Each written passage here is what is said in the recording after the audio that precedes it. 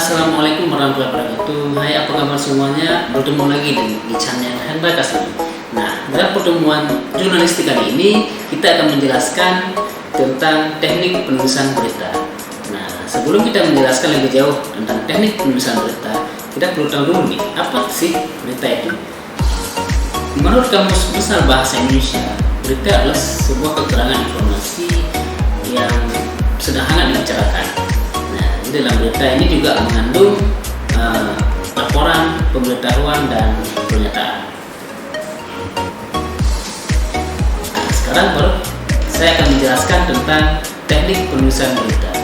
Nah, jadi berita di sini terbagi dua, ada berita umum dan ada berita khusus atau berita eksklusif. Nah, bagaimana teknik menulis berita umum dan apa bedanya berita umum dengan berita eksklusif? Yuk kita simak penjelasan berikut ini. Yang pertama, dia ada berita umum. Nah, berita umum di sini dia berisi tentang informasi-informasi terhadap sebuah peristiwa yang sangat sederhana. Berita umum di sini berisi informasi yang terhadap sebuah peristiwa yang ditulis dengan bahasa sangat sederhana.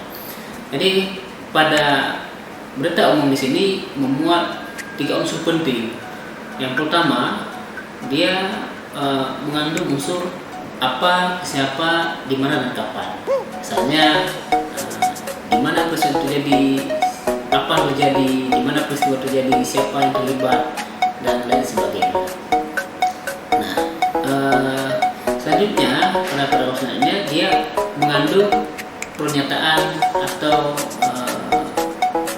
informasi dari seorang narasumber. Nah, bisa juga dalam hal ini juga terkandung pendapat-pendapat dari narasumber. Hal ini penting. Kenapa? Supaya pendapat ada pernyataan narasumber ini bisa mendukung atau memperkuat isi berita tersebut.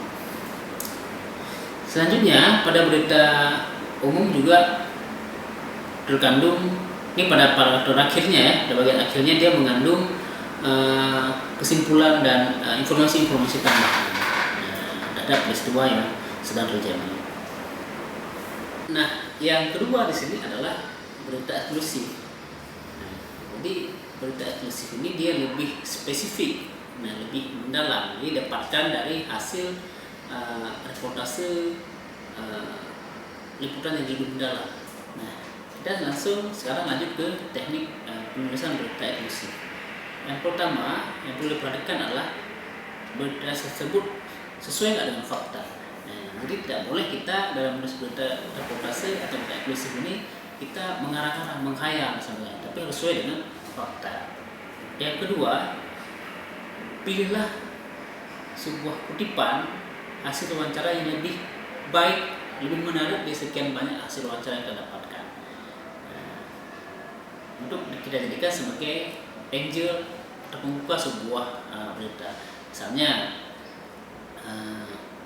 ada sebuah pertanyaan, mengapa kamu tertarik untuk kuliah? Nah, ada sekian banyak anak-anak di pedalaman itu, anak-anak yang tidak mampu di pedalaman itu, mereka tidak mau kuliah, apalagi masa COVID ini. Itu kan sebuah pertanyaan yang bagus. Kenapa? Ini dilema bagi anak pedalaman. Ketika mereka tidak mampu, nah kemudian dengan COVID ini mereka lebih baik tidak melanjutkan pendidikan. Tapi ada satu anak ini dia mempunyai semangat yang menggebu-gebu untuk melanjutkan kuliah. Nah, itu kan sebuah pertanyaan yang disertai dengan jawaban yang menarik dari si anak ini. Nah, bisa menjadi motivasi bagi orang lain. Yang selanjutnya, selanjutnya itu tulislah sebuah pembuka yang menarik. Dan yang ketiga tulislah sebuah pembuka yang menarik.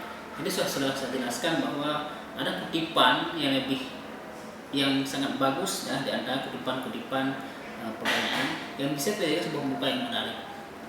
Misalnya banyak anak-anak sekarang ini yang tidak mau melanjutkan kuliah, apalagi anak-anak kurang mampu di pedalaman, apalagi ada wabah COVID yang merebak di masyarakat, banyak anak-anak yang memilih tidak naik kuliahnya. Nah, selanjutnya adalah manfaat dari teknik penulisan berita. Apa sih manfaat dari kita mengetahui dan mempelajari dari penulisan berita ini? Yang pertama, kita bisa mengetahui struktur dari sebuah berita itu. Apa-apa aja bisa di awal, apa aja di tengah, apa di akhir, dan bagaimana sistematika penulisannya, kita menjadi tahu. Yang kedua, kita bisa menulis dengan menggunakan bahasa informatif. Nah, bagaimana caranya supaya bahasa yang disampaikan itu mudah dicerna oleh pembaca? Karena seperti yang kita ketahui bahwa pembaca sebuah berita itu bukan orang-orang cendekiawan, ataupun bukan hanya orang-orang intelektual saja, tapi juga masyarakat luas yang kadang-kadang tidak bergelut dengan dunia akademisi, sehingga susah memahami bahasa-bahasa yang sulit. Jadi dengan adanya bahasa informatif ini, semua bisa mencerna informasi yang kita sampaikan. Selanjutnya, kita bisa menulis sebuah konten ataupun isi yang menarik, hangat, aktual dibicarakan. Nah, jadi dengan informasi hangat itu pembaca dia akan tahu segala hal tentang peristiwa-peristiwa yang sedang terjadi ini, yang sedang lagi heboh-heboh dibicarakan, yang sedang hangat dibicarakan. Oke, baik, sampai di sini pertemuan kita. Lebih dan kurang saya mohon maaf. Sampai jumpa lagi di video-video Hendra Kasmi berikutnya. Oke, baik, sampai di sini pertemuan kita. Lebih dan kurang saya mohon maaf. Sampai jumpa lagi di video-video berikutnya. Assalamualaikum warahmatullahi wabarakatuh.